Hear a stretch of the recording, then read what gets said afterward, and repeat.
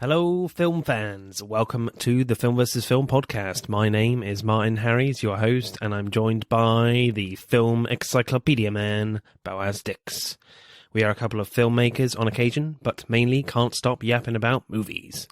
On this podcast, every episode we pick a topic from a film that's coming out at the cinema or on VOD. Myself and Boaz pick our favourite film from that topic, or team up against a guest and battle it out to decide which film will become the greatest film of all time. If you enjoy this podcast, please leave us a 5-star review and subscribe. Please enjoy part 1.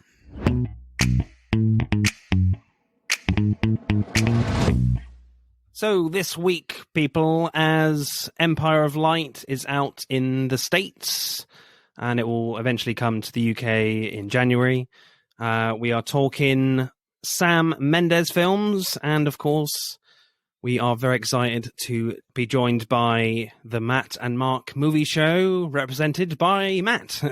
How are you, sir? Hello, thank you both for having me. This is great. Awesome. And of course, I'm joined by a man who sometimes is a secret agent with crazy hair, Mr. Boaz Dix. How are you, sir? I've always got crazy hair. What are you talking about? Cool. Right. Matt, your show is awesome. I've listened to a few episodes. They're very entertaining. Tell us about your show. Thank you. Yes, I'm sorry. I have to say, usually there's two of us, the Matt and Mark movie show. Some people believed it was just me sort of puppeteering. Mark is not an AI. He is a real person. But it just so happens he doesn't do guest appearances. So it's hard enough to wrangle him for my show. Shy. So sorry, you're just stuck with me this week. The Matt and Mark movie show, we're a movie podcast, or we aspire to be. This is what we tell people. We aspire to be a movie podcast show. But really what it is an excuse for Mark and I, who have been friends for over 20 years, to really just catch up about what we love, which is movies. We often go off on tangents, and sometimes, in our idiocy, we happen to stumble upon maybe accidental film criticism in it, and it's pretty cool. We have guests similar to you guys' show. Once in a while we have people in our sandbox, and now we're going to have you guys come on to our clubhouse. Thank you. So thank you for having me. I'm excited to do this. This one is of course related to Empire of Light. So what do we think of this one? Have we seen the trailer? Does it look interesting? Excited? Not excited? I saw it half an hour ago because you sent it to me. Yeah. But, it looked pretty cool. It was a nice trailer. I'm intrigued. There was no indication of what the plot will be, which I think is refreshing. But it looks good, visually. The cinematography looks really nice. Yeah, it looks like a good cast as well. Yeah, Olivia Colman is in there. Colin Firth. So yeah, it looks like he's going back to a romantic style of film, like Revolutionary Road and one of his earlier films. Yeah, so it looks interesting. I think it's set in the 80s. It looks like Olivia Colman is going to absolutely kill it in this performance. It's coming out around that time of year of Oscar season, so she might be nominated for an Oscar. Who knows? She's definitely going to be nominated. Yeah. Definitely. Definitely a favorite of mine. I'm with you. I thought the cinematography in it looks gorgeous. I liked that it was sort of more of a tone poem, doesn't let you in on any aspect of the story. But that also, I think, is a little bit to its detriment because it looked like 3 different movies kind of shoved into one movie. It was like, is it a movie about Olivia Colman being the caretaker of this safe, cinema space? Or is it also about Olivia Colman dealing with mental illness, which she clearly has? There's like a scene where they're trying to break down the door and she's like, I'm not leaving, whatever that is. And there's some other stuff going on. And I was like, okay, this looks like a lot, but Sam Mendes, if anything, especially researching for this show, if Sam Mendes has taught me anything, it's that the man can juggle it all, man. I'm confident in that. So he's very much from a theatre background as well, so he knows how to work with actors on a certain very character level. So it will be really interesting, I think. Certainly very different to our picks for his films. But yeah, I think it'll be a really interesting one. So let's go with your choice then, Matt. What did you go with? Well, I want to preface by saying Yeah, sure. I love this movie that I'm about to name, but it was not my favorite Sam Mendes film. I think I have to note my favorite thing Sam Mendes has ever made is Road to Perdition. But as it has been featured on this show before, our hosts have said, you cannot talk about Road to Perdition. And I respect that. So I'm bringing to you this week Skyfall, Sam Mendes' first directorial outing in the Bond universe. It certainly is. Just to mention as well, we have covered, as Matt said, Road to Perdition on the show last year, I think, on our Tom Hanks episode. That was Road to Perdition versus Castaway. So check that one out if you're a fan of that film. That's a tough matchup. That's tough. I mean, other than like Road to Perdition, was there any other films from him that were in contention, or was it always kind of Skyfall other than Road to Perdition? It was either going to be Road to Perdition or Skyfall, and up to the 11th hour, I was like, maybe they'll just say, can I curse on this show, by the way? Yeah, sure, yeah. Maybe they'll say fuck it and allow me to talk about Road to Perdition. And I was like, maybe. And then when you were like, I was like, okay, Skyfall. Yeah. I wasn't going to pick, I think I'm actually kind of glad neither of us chose American Beauty because I am not prepared to talk about American Beauty, and I kind dislike American Beauty. Well, I mean, when I first watched it, I really liked it. I did, but now it is kind of tarnished a little bit with Kevin Spacey. But I am certainly one that is very focused on the films of this, and not really thinking about actors' controversies and things. I want to be just focused on the film, but his character is a bit icky anyway, so you can't help but think of his misdoings. So it's a tricky one to rewatch that now. They couldn't go back in and repaint Christopher Plummer into American Beauty. No. Everywhere is Christopher Plummer. No, not for a 20-year-old film. Right. So what happens in Skyfall, Matt? I can do a synopsis for this, but in case you've never seen this movie, I don't want to spoil it. So I'm gonna literally steal the synopsis from IMDb because I think they do a pretty good job. And what IMDb has said about Skyfall is, I don't know why nobody has ever thought of that before. Just straight up cribbing the synopsis. Oh, I come ready, man. I come ready with a bag of tricks. If I can shoplift from IMDb, I'm gonna do it. James Bond's loyalty to M is tested when her past comes back to haunt her. When MI6 comes under attack, 007 must track down and destroy the threat, no matter how personal the cost. I love how that tells you nothing, in my opinion, about what this movie is. So I was like, perfect synopsis. There you go. So going into this, Matt, were you, when the first time you saw it, were you a big Bond fan? I know you're a horror guy. Have you seen all of the Bond films? Or? I do. I love the Bond films, but I think it is true. It's very cliche at this point, but you love the Bond that you grew up with. And for a guy my age, that's Pierce Brosnan. Pierce Brosnan was my Bond. He's always my Bond. If you say the words James Bond to me, Pierce Brosnan's face pops up. That's the first thing I think of.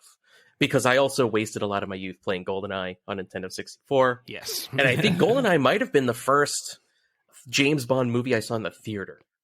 But then, based off the strength of that and the video game, it's funny because the video game is kind of like a Rosetta Stone to the rest of the Bond universe because it features Odd Job and Red Grant, and it kind of made us all want to learn about the old James Bond movies. So yeah, definitely. That's why that was our gateway to let's watch the rest of these. That's pretty cool. That guy has a jetpack. Let's see what this is. So that was the gateway, and I was always a fan.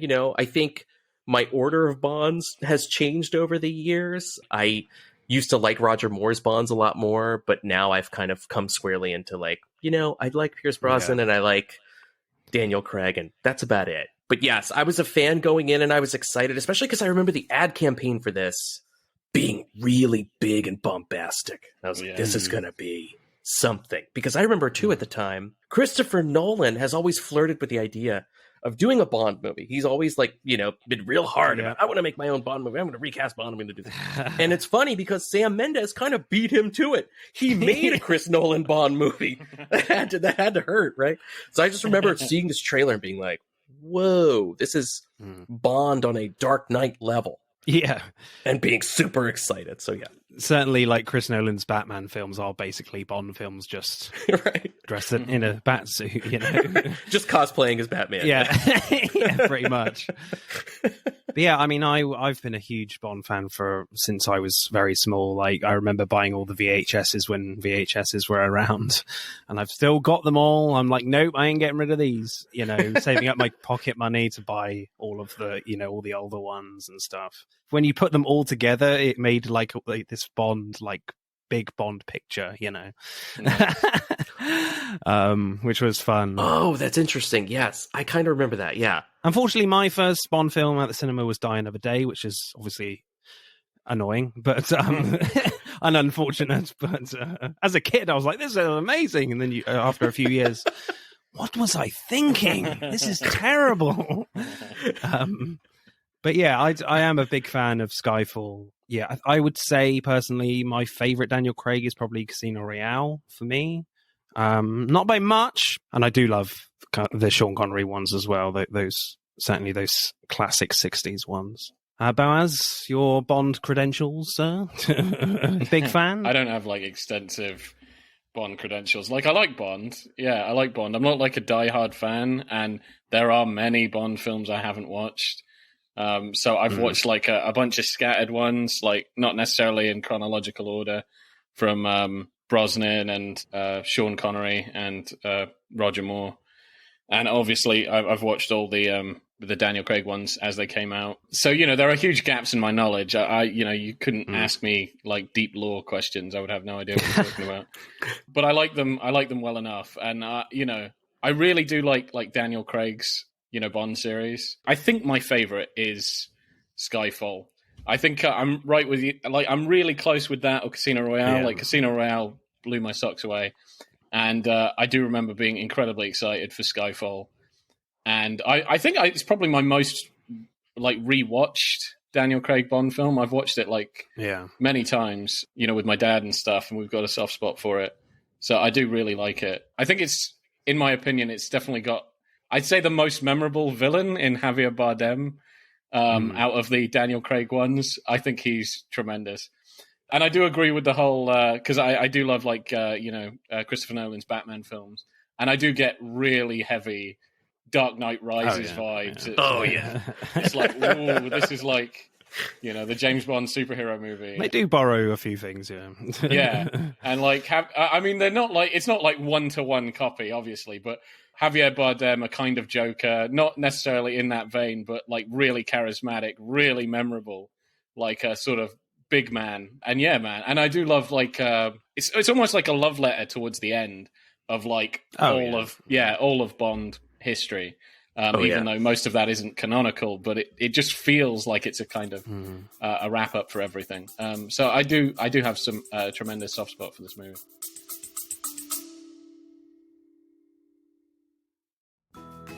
Hi, I'm Jordan, host of Let's Rewatch It Again podcast. And if I like a movie or TV show, I have to rewatch it, and then rewatch it some more. If that sounds like you, you'll feel right at home with Let's Rewatch It Again podcast. It's like you're watching your favorite movie or TV show right along with me.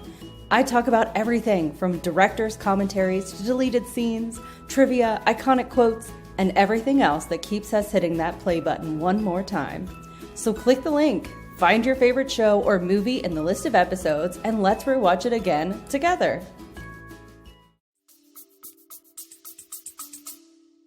Yeah, I mean, Skyfall is kind of a weird Bond film, really. You got a lot of of the classic elements, and there's tons of references to the older films because it's the 50th anniversary one, so they're kind of shoehorning in those as well, which is a lot of them are beautifully done. But like story wise, this is a weird one because the world is not at stake here.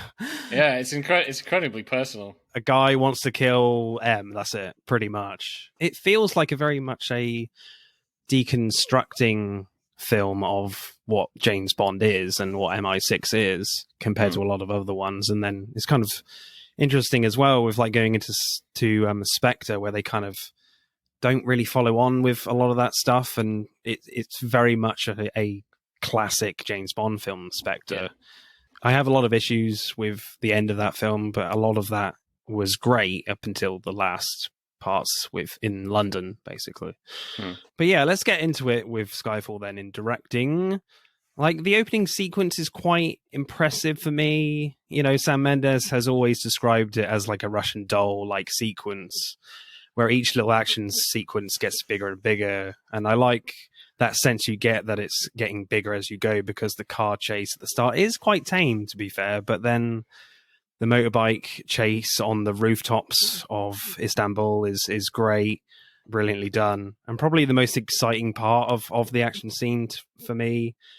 But I feel like a few of the cameras must have been destroyed from like flying from a flying motorbike and crushed by that cargo in the truck, at the back of the truck when it falls off, you know. In those particular shots, you know, and they later like recover the footage somehow, you know, and the cameraman must be like, do you want me to stand here? No. What are you doing? So get out of the way. Do you reckon he got like seriously injured and they're like, the tape, save the tape. Yeah. Screw this guy. Yeah. So it does put into question of like, how the hell did they film some of this stuff? Oh yeah, camera mounts and dummy ops is what I think. Yeah. Or it's all film interns. They were like, who really wants to work in the film industry? Yeah. Some poor guys out there hanging on a train. Yeah. One thing I wanted to touch on was, especially in that opening sequence in this movie, I get chills. I'm not even being funny.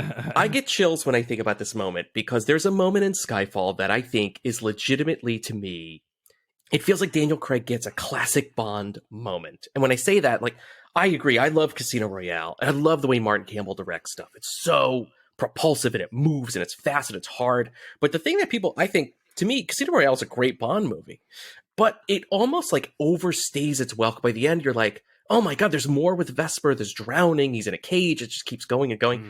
And in this one, the thing that I was like, you know, it felt like in that movie, in Casino Royale, that you have this really just, Daniel Craig is just a mean, sort of a mad dog in that movie. And to me, when I think of Bond, right, part of it is the gentleman in The Gentleman Spy. Yeah, and there is a moment in Skyfall that is so legitimately badass that it baffles me when I see it. I think I know what you're talking about. It's when he uses the crane to hook the caboose, runs along the top, and when he lands and it rips the back of that crane off, he corrects his cufflinks. Yeah. And in that moment, I fucking, last night I yelled out loud in my living room when I watched it, because it is so good. That to me is like the perfect marriage of the gentleman and the spy. And I was like, that is what's missing from Casino Royale. And I think that's what's definitely missing from Quantum of Solace, which is like a bottom of the barrel movie.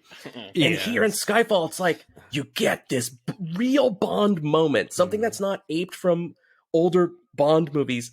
It's just this original thing. And I think of that. And to me, the rest of the movie gets graded on a curve simply because of how good that is. Yeah. That bit was incredible. Yeah, definitely. It definitely reminds me of that moment in The World Is Not Enough, when Brosnan goes underwater in the boat to get under the bridge barrier, and he's adjusting his tie underwater. Oh, yeah. It's the same similar thing, you know. Gotta be, I'm not a savage. Gotta look good, you know. Yeah, exactly right.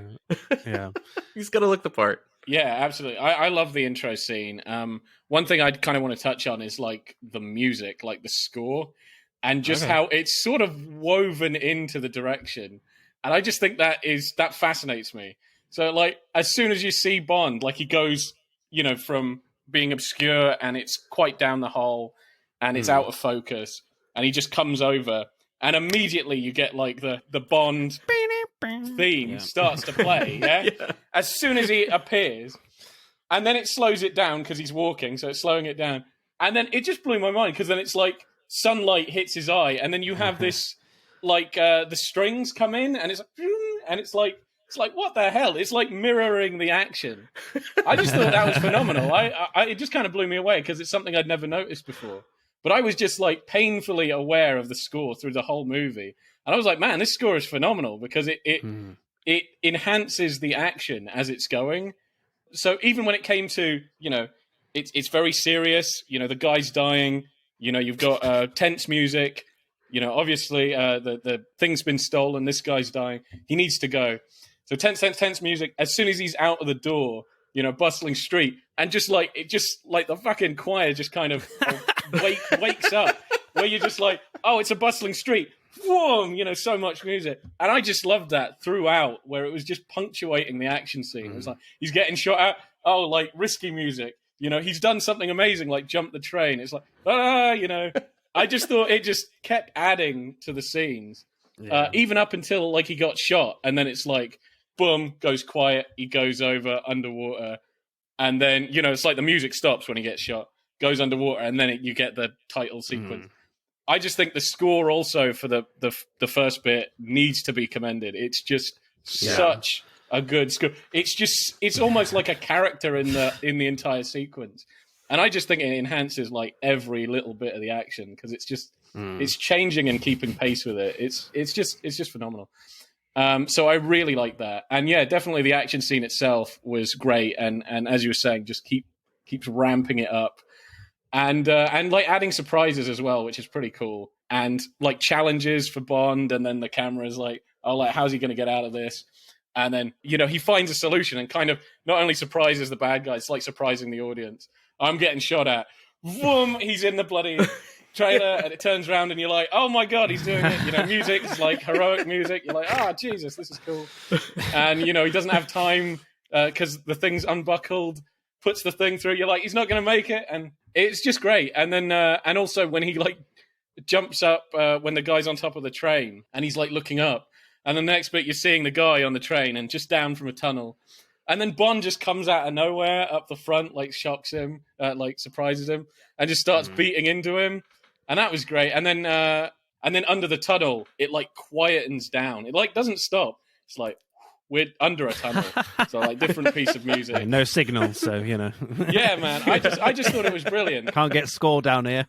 Yeah, man. I'm just like, it's one of those things where it kind of made me realize, like, man, music is so important to a film, and like, so, I think most of the time you just don't even register it. And but to me, that just enhances the scene, and I'm sure it just does it for many other scenes throughout the film. But that's where I was just like acutely aware, like, wow, the direction, the music, it's just perfect synergy. Yeah, Thomas Newton does a great job, I think. Like, certainly trying to adapt John Barry's like classic Bond theme into the score here, and trying to get that same kind of sense throughout his own music as well. He does a great job. I do love the scene with Silver. When Silver is toying with Bond at the abandoned island, he makes like Bond try and shoot a glass of scotch off Severine's head. Oh, yeah. Bond misses, then Silver just shoots her immediately. I hate it when people just say, well, the villain has Bond right where he wants him. Why doesn't he just shoot him right there? And I'm like, well, he would be a terrible villain. I love Bond villains where they're so polite and generous and in a very heightened way towards Bond, like Silver is, because he's just expressing, his perceived power of control of Bond, which is always great to watch. So I just love that interplay he has with Bond in that moment, just kind of toying with him. Mendes, that's the other thing I love too, was he gives Silva such a great intro, because it's just that locked off long shot. You see the elevator come down, and Silva does his whole speech, like practically almost out of focus. He's so far away. Yeah, I love that. And by the time he reaches the climax of his story, that's when he comes close enough to the lens to see it. And it's such a great monologue. It's so good. I think that's phenomenal, especially because he really is he's built up kind of like the boogeyman. You don't even know his name. You don't know what he wants. You don't know who the hell he is, his abilities. You got no information, but he's just caused so much problem, so much destruction. He's blown up, MI6. He's responsible for the guys that, what I mean, stole the the list. Wrong franchise, sorry. The knock list, yeah. Yeah, I'm sorry. It is the knock list. It totally is the knock list. 100%. Yeah. Mission Impossible Bond. But yeah, so that they've stolen the list, that it's going out, he's leaving all these creepy messages. Like, he is looming really hard. Even like the conversation he has with Severine. Yeah, Serene. Oh. Where it's like, he's a big deal. It's like, she's scared of him. Can you kill him? And you're like, Jesus, who is this monster? That little handshake she does when she brings the cigarette up is so good. Yeah. And then I just think it's amazing because then you're like, man, this guy cannot live up to the hype. This guy must be like, and I just love it because he comes out with just the most badass speech, just coming down, walking like a boss, just like looking tremendous, just white hair, white suit, gets in there, bang, and then he's very lovable after that. You're like, he's just really quirky, really like really kind of. I don't know, just really endearing. He almost feels like a cipher for the audience in some scenes, too, because, like, he openly comments, like, all the running and the jumping, this is exhausting. Yeah, man, this is stupid. What are you doing? I was like, this is amazing. Yeah. I do love the way you have to wait, like, an hour and 10 minutes to actually see him. As you said, it's kind of weird. Again, it's weird for a Bond film where you have to wait that long because usually you have quite a few scenes of just a Bond villain, like, building up his power. You see how powerful this guy is before Bond meets him. But with this, you don't see him at all. And as you said, Boaz, you rely on that conversation with Severine. She looks incredibly scared. It really builds up the fear factor from her point of view in that. And then you have all these, these computer images that's hacking M's computer. So it's pretty brave, I think. Pretty ballsy to wait that long. And that she's so scared. She's sitting in a Macau casino that's filled with bad guys who are after her and 2 Komodo dragons. And the thing that she's afraid of is a guy who is 1,000 miles away. Yeah. Like, that tells you everything. But I just think that's brilliant because, one, it as I said, it builds up the suspension. And you've got this idea what he's like, but he's just not like that. And he is great. He's great, but just in a way you just were not thinking. And it is great. He is just, like, incredibly... He's almost like the devil on your shoulder. It's like, he's not really against Bond here. He's like, come on, man. Like, join me, Right. We'll have so much fun. It's so much fun being a bad guy. And easy is just a bit of... Yeah. Right.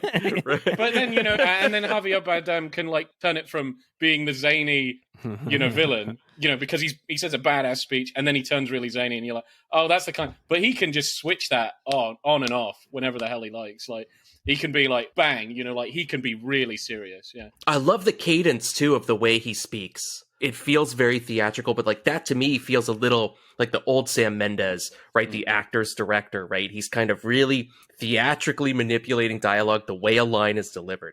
Like when Silva says, he says, she sent me to you, not when you were ready, knowing you would surely die. Mommy was very bad. Like he has it in a very musical way. Yeah, that was funny. It's so good though. Yeah. I do like the little like action sequence at the end of that scene after he shoots Severine. It's very quick and slick.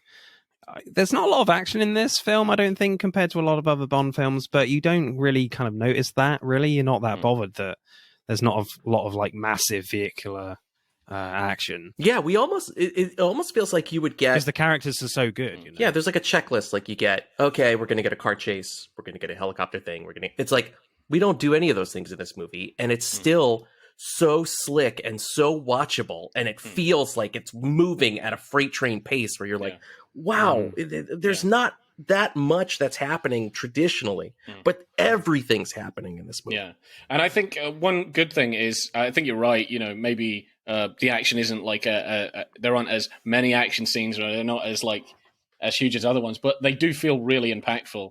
You have to say like the direction and the story just behind that, where it's like, so one thing I think definitely makes it more impactful, even like when he has a fight with that guy in the high rise, the assassin and stuff in Shanghai.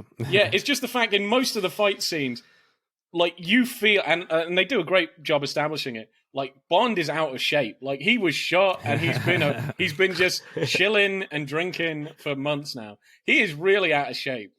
I like that when as soon as that fight scene starts, he's got to follow that guy up the elevator, grabs on. And you're like, you've seen him. He can barely do a fucking pull-up. Like, he almost had a hernia. He did a few. You got him hanging on there, and he's, like, nearly slipping. And you can feel it. You're just like, this is quite, like, intense.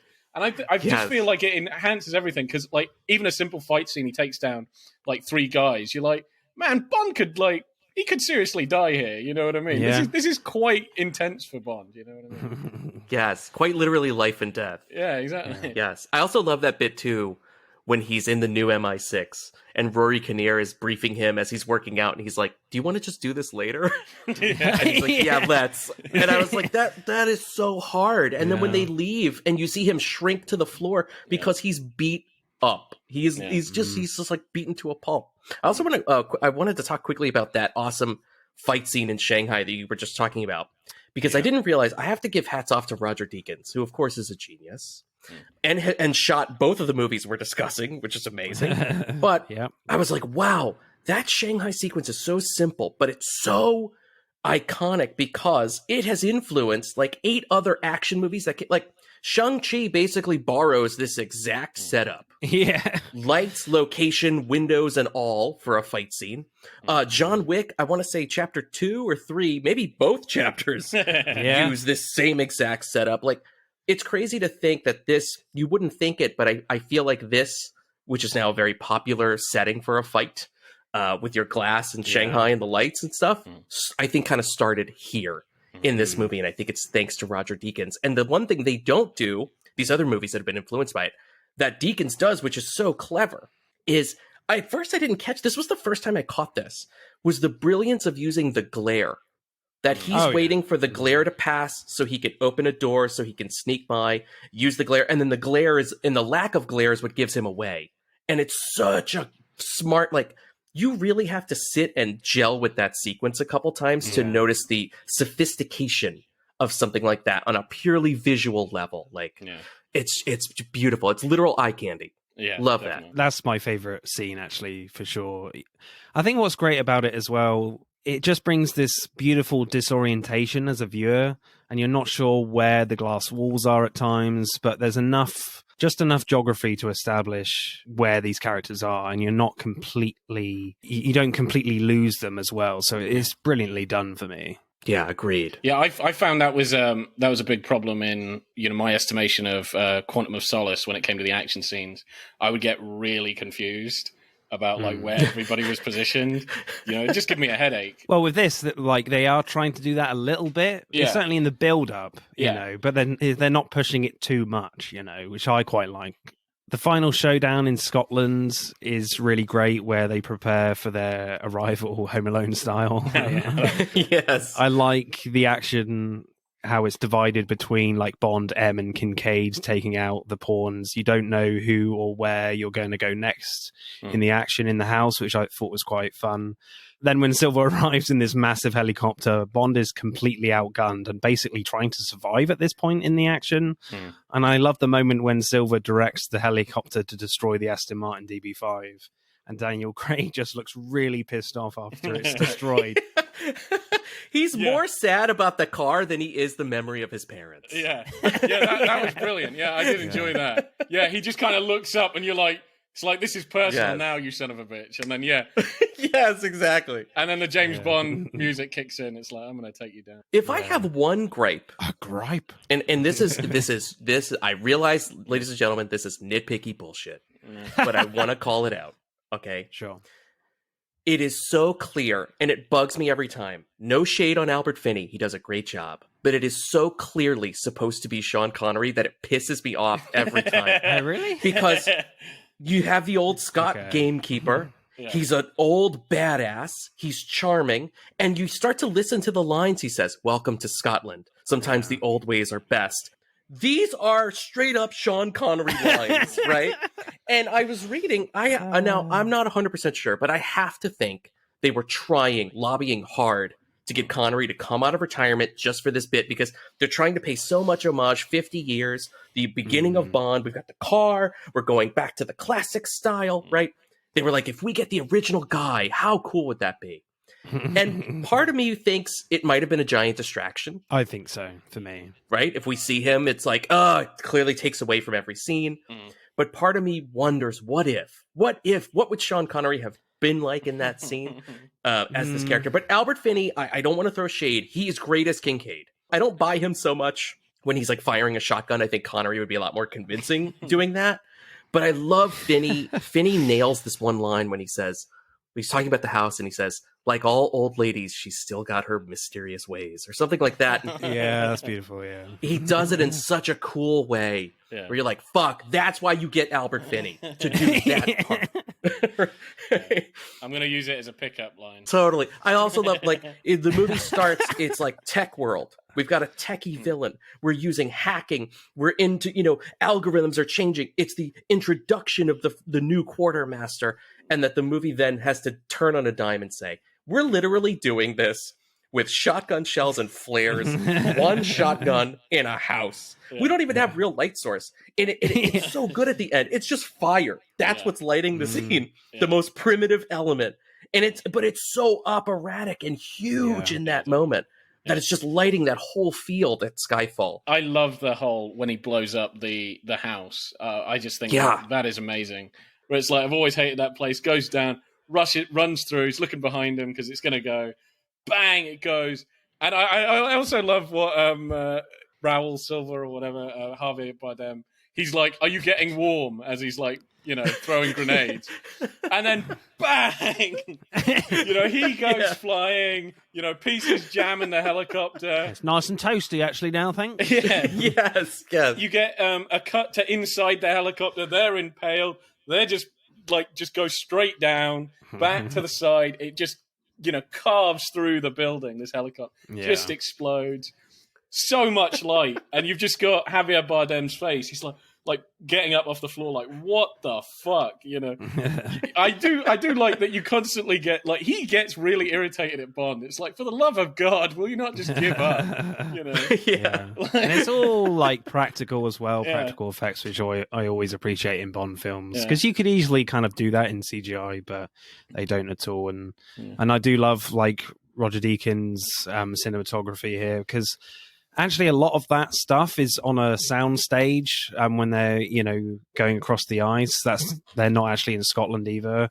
Good old Pinewood, right? Because I mean, in a lot of Bond films sometimes you're like, this is clearly Pinewood, but certainly not here, and just the massive fire and that glow lighting effect on their faces just looks gorgeous. And there's the scale of that thing is crazy. Yeah. And it feels really cold as well. You can really feel the cold there. Yeah. So, favorite shot or scene, Matt? What are you going for? I gotta go. I mean, I'm sorry. I gotta sound like a broken record here, but that moment, that shot in the back of the train in the beginning when he drops down into frame and fixes his cufflink is, to me, the coolest anything from any of the Bond, the Daniel Craig era Bonds. That shot is my winner for best shot, for sure. Cool. Boaz? That kind of short fight he has with the assassin, I like how they do that silhouette of them fighting. So you don't actually see them, they're just completely blacked out, but you see, basically Shanghai, the lights of Shanghai and all the neon and all that, and just them fighting against the window. That was cool. I think that looked pretty cool. Yeah, for me, I think just that whole sequence in that building was great. Just the build-up as well, of just like... you don't know if they can actually see each other. It was where exactly they are. It's great. Directing score, Boaz. What should we go for Skyfall? I think for me, the most valuable player, to use an American term, MVP. For me is Roger Deakins. I think it's just a beautiful Bond film. It's the nicest looking Bond film I think ever. Yeah, and it makes Scotland look good. Yeah. So it needs to be commended for that. Oh, good. That's a bit harsh. We're going to get so much death threats from the Scots. I know I've dissed Scotland in the past on this podcast, but come on. 9.2 or something? Yeah, I would definitely go in the 9s. Any objections to that? Maybe 0.3. Let's do that. Matt, what are you going for? I mean, the magic of Roger Deakins, Sam Mendes directing like he's here to prove something, and he is, and he does. I mean, I don't want to just echo you boys, but I'm going to say 9.5 for me. Easily. Yeah. Easily. Screenplay, then. I feel like it's quite a bold move for a Bond movie to start with effectively Bond failing his mission in the opening scene. Yes, being shot by his own agent, but I don't remember that ever happening before in a Bond film at the start in the opening sequence. So it feels quite a radical and quite a downer ending as well to that scene with M looking out of the window with the rain. you're thinking more about Bond's next meeting with M and MI6 and not really the mission, because Bond has never been in this type of situation before, I don't think, presumed dead. So you're looking forward to more character stuff than plot after the title sequence for me. I think it's a marvelous screenplay because it's so subversive as well. Absolutely. There's no Bond girl. M is the Bond girl, which I think is totally refreshing and amazing. Although that would be so twisted if he slept with her. That would be horrible. I'm so glad they didn't go there. But the script does take a lot of risks with that. And as you said, it treats Bond like he's at the end of his rope. I love stripping him down to nothing, to his bare essence. Even when you get to like the gadgets that he's kind of given by Q, yes, they're not impressive. He's meant to like make do with essentially, well, this sucks. yeah, just a pistol where only he can use. Which I do love how they figure that into the plot, because somebody grabs it off of him. Yeah, it's like trying to fire it. He's like, good luck with that. They wasted no time in that Komodo dragon fight. That's what this movie's just a gift that keeps on giving. Like, there's this a movie where a Komodo dragon eats a man alive. Yeah. And that's like the 10th most memorable thing you might pop out of for this movie. We've got like two Bond references to previous films in one little sequence there. License to Kill with the gun print, and Live and Let Die when he steps on the Komodo dragon. So, which is pretty fun. So that little step up is so neatly done too. Yeah. But it's also, the script is filled with so many great quotables. Absolutely. So many great lines. I have to say, to me, Last Rat Standing is such a badass line. It's so... That is a badass thing to say just before you fucking kill a guy. You know? That is really good. Yeah, I always enjoy that bit. I remember thinking when the title for this film came out and it reading Skyfall, and I was like, what the hell does that mean? Is the sky going to fall down in this film? I don't know. That's what I was thinking. Is like, is that Operation Skyfall? Like the villain is going to literally unstrap the sky and the sky. I will destroy England by, pulling down the sky. I love the random mention of Skyfall with no like pre-warning or build-up during the word association game by the psychologist.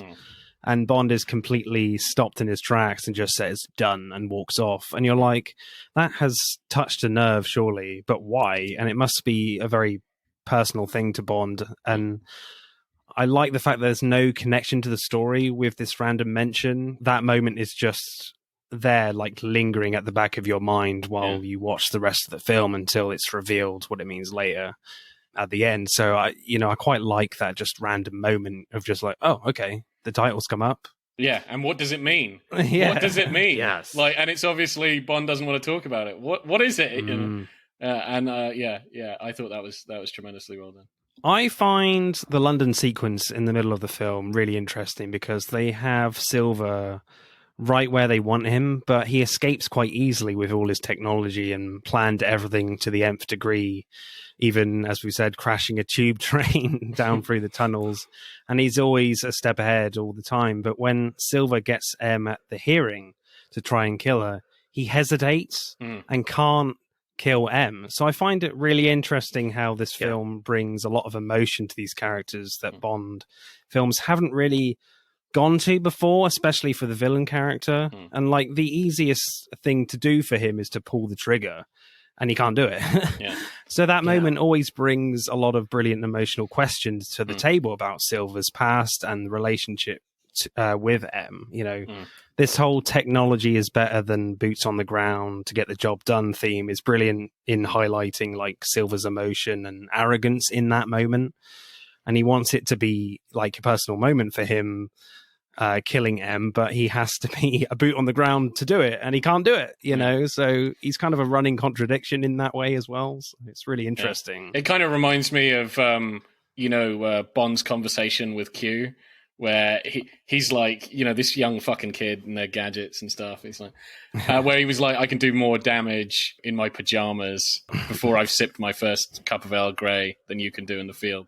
He goes, then why the hell do you need me? Yeah. And he's like, sometimes a trigger must be pulled, or not pulled. Kind of good foreshadowing as well. It is good foreshadowing, yeah. Yeah, because, yes, Silver is very behind the scenes, very in control. But yeah, when he has to like personally do the deed. I do love that with the end, because there are layers to him, which is pretty good. Like, he's a really memorable villain just because he's so larger than life, and he's such a challenge for Bond. But also just kind of like what he's after is very personal. It's M, so that's the mother figure for Bond, whether he likes to admit it or not. But the dimension that it's his mother figure too, so it's almost like he's brothers with Bond, and he's got to kill his mother, and that's what he wants to do. He's always like giddy about it. He fucking hates her. But 2 times where he's like got her dead to rights in the hearing, and he hesitates, and then at the end where he is like worse for wear, he's really fed up. He's like, Jesus Christ. And he's cornered her in the church, and he's walking towards her, and he's like, it had to be this way. It had to be in here, of course, This is fate. Yeah, this is fate. Yes. And he's like really, and I love like, it's almost like he's trying to squeeze, but he can't. He's like using all of his strength in his face. He's like that, squeezing. Yes. He can't fucking squeeze the trigger. And I love that. And I love that even when he sees that she's hurt, like he cares. He's like, what have they done to you? It's like, what do you mean, what have they done to me, you fucking idiot? Right.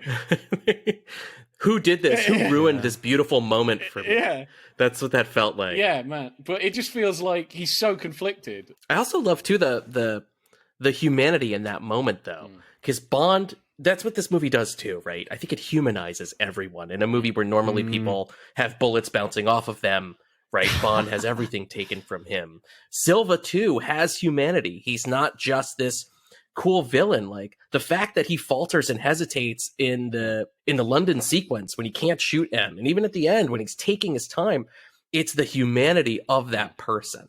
Their instincts, their training, all that stuff takes a backseat to the human being. Yeah. And I think that's got to be Sam Mendes. That's all Sam Mendes credit right there to bring that in. Definitely. Like a lot of the main characters, it's like they put on a facade of just like rock hard, I'm a professional. But they do get rocked. They get rocked like heavily. And even Judi Dench as well, where even at the end she's like, I'm responsible for all this. Like, what have I done, sort of thing. And, to me, it's just like how can you question yourself? You know what I mean? You're this just beacon of, you're right. You're very stubborn.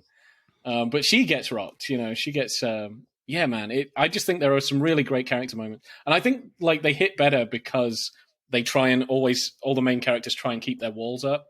So keep strong, keep strong, keep strong.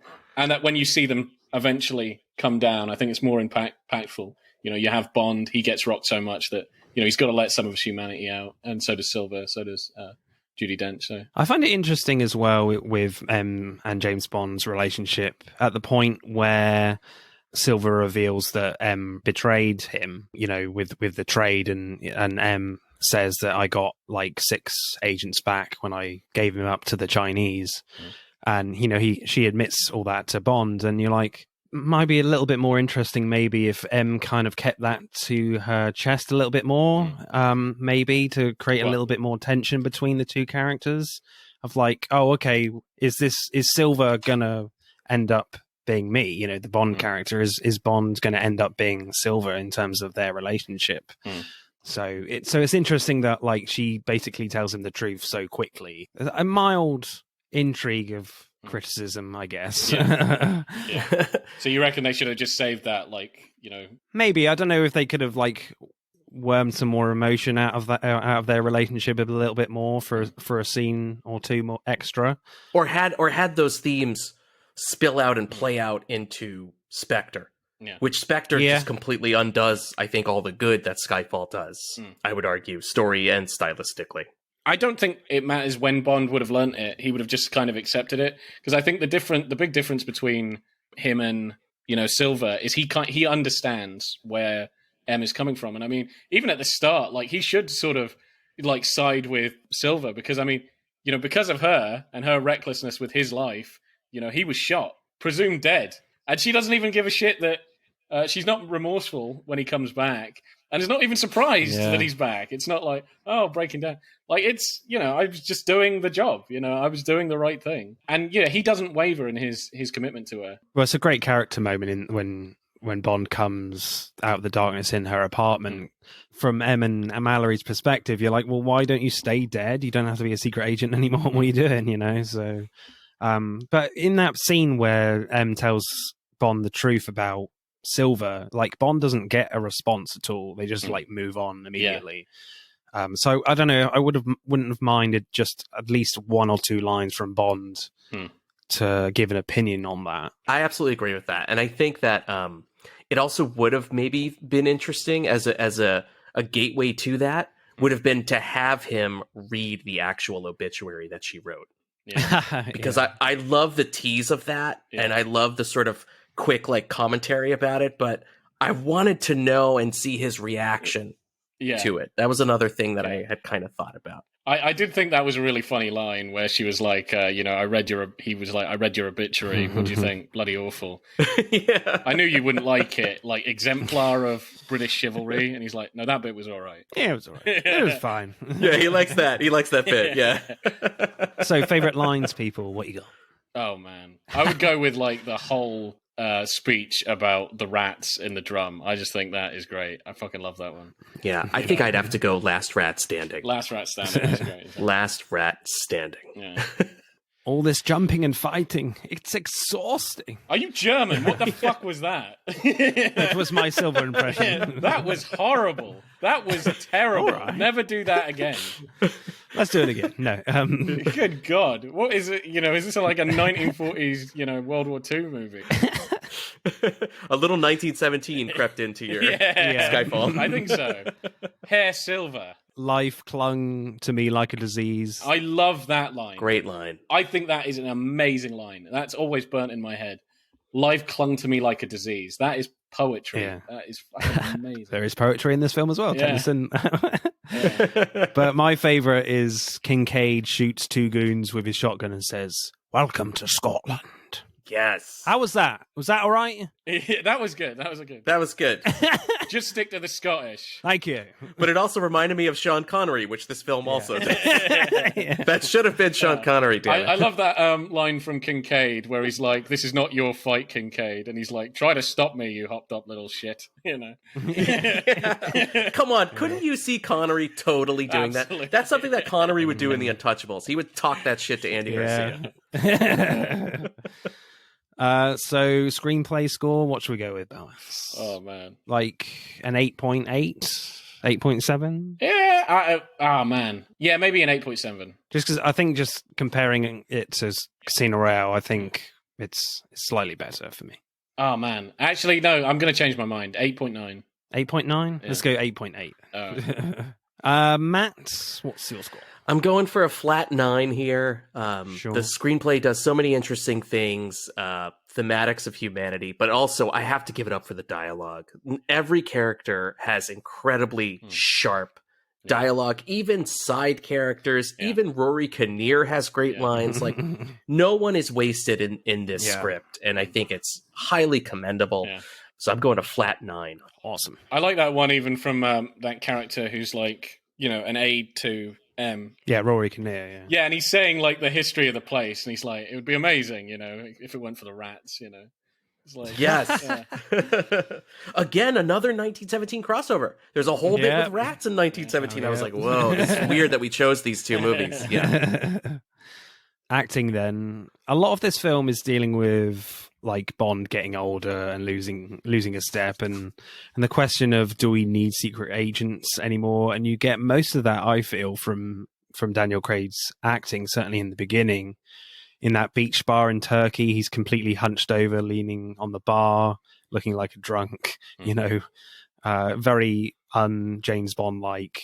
At MI6 doing like the training, he slips down the chin-up bars like he's knackered. Oh, I love that moment. His hand is shaking, shooting the target, but he just walks forward to fire off all the rounds. So I like it in the beginning, like Daniel Craig plays it like he's a broken man, but still keeps that arrogance to him. Like, yes, I might be older now, but I'm still going to get the job done by any means necessary. He has this, if I have to get closer to the target before pulling the trigger, then so be it type attitude. Yeah. I really like that scene because it did show like his worry about his own health, and he is like sort of down, but then you're right, like just the pride and arrogance of it, and just kind of I can do this, sort of pushing through. I like that. Yeah, like he misses the first target, and he even looks around. He's like, "What the fuck?" It's like, okay, I'll take a better stance. Misses again. Fucking. Yeah. But it's so good because it makes you nervous for that moment with Severine and the shot glass, because you're like, he sucks at shooting right now. He's going to accidentally hit her. Yeah, that is definitely something I wanted to bring back up. I'm glad you brought that back up. Yeah, it does a great job of like leaving things that they allude to a lot later, which makes those scenes a lot better. Yeah. So yeah, that shot glass one is definitely one. Yeah, you know, you've already known that he is a shit shot now. He is just terrible. Adding on to that, he's doing it with like an old-timey dueling pistol, you know? Right. And he's got to shoot a glass really tiny. And you're like, I was very afraid he was going to just shoot her in the face. Could you imagine that? Yes, totally. And another one that I really liked, sorry, this is back to the script, but I just got to say that, is the radio one. I like that gag. That was great. Where he captures him using a radio. It's this new from Q Branch, a radio. And then when it comes to, he's got Silver cornered, and you know, he's like, oh, I've got the latest thing from my new toy store, a radio. Yeah, so good. Yeah. I do love the acting from Bernice Marlowe, who plays Severine. I would have liked to seen her a little bit more in the film, but like in the Shanghai casino, I love her conversation with Bond when Bond asks, I want to meet your employer, and she just takes a puff of her cigarette and her fingers shake slightly, like you mentioned, Matt. Amazing body language there, yeah. And in that moment, you know she's really scared of Silver, and then when Bond is guessing correctly about her past, she just tries to hide her fear through her like failing smile. It's just a really great scene for me to build, I think she as we said, the aura of Silver, but they're doing a lot of it through their acting, not just the dialogue for me. And on an acting note, too, I would be totally remiss if I didn't mention how badass Judi Dench is in this movie. She's got some real sharp lines, but she's never been sharper. It's clear that the actor, she knows this is her last time. And she's playing it like she wants to have great moments, and she does. I love the bit about the poetry about Tennyson and how some of that sunk in, and her bit, the weight of how she says, do you feel safe? There was just something about the not to use an actor word, but gravitas, the gravitas of that moment, because she carries her own, and she is incredible in this, and tender when she needs to be too. Yeah, it's a really interesting scene, that hearing scene, because she feels very like small compared to, you know, everyone else. Like Helen McCrory is brilliant in that, like dominating her really, and then you get that great Tennyson reading from her. Then she becomes more prominent in the scene. So certainly in the beginning, she's kind of on the back foot a lot, and then at the end of that scene, I'm in control here. Everyone's listening to me now. You know, that is how good this movie is. We're hanging on to poetry, guys. We're talking about a secret agent movie, action galore, and we're talking about the hard impact of a line reading of poetry. That's how good this movie is. Yeah.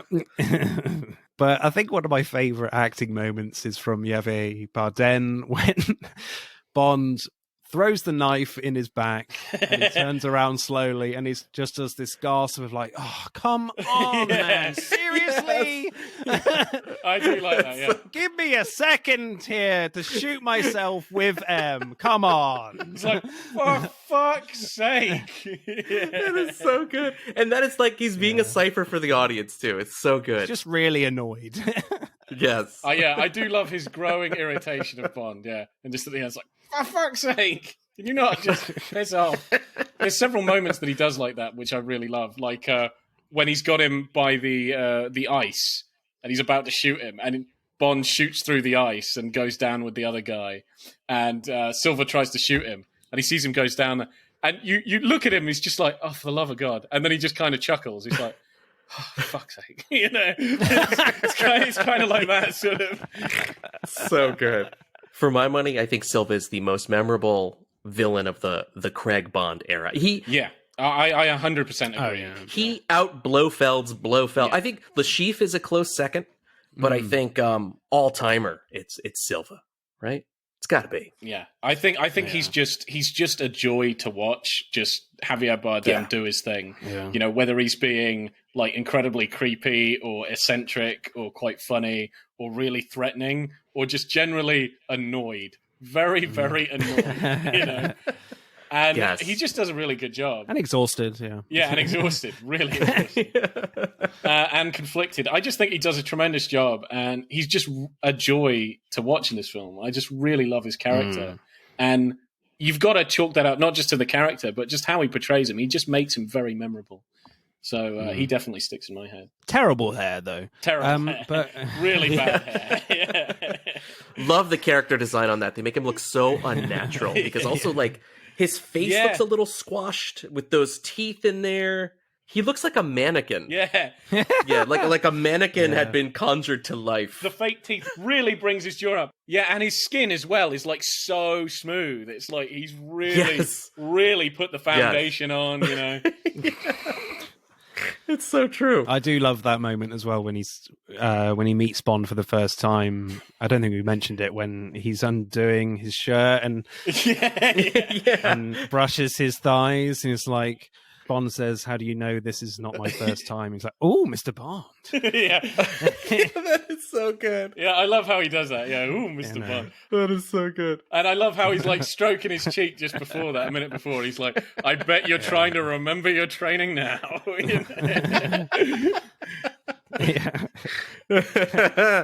Yes. My favourite performance for sure is Javier Bardem. Yeah, I think mine would have to be Javier Bardem. Agreed. Javier Bardem all the way, man. Yeah. Steals this movie. Acting score, Boaz.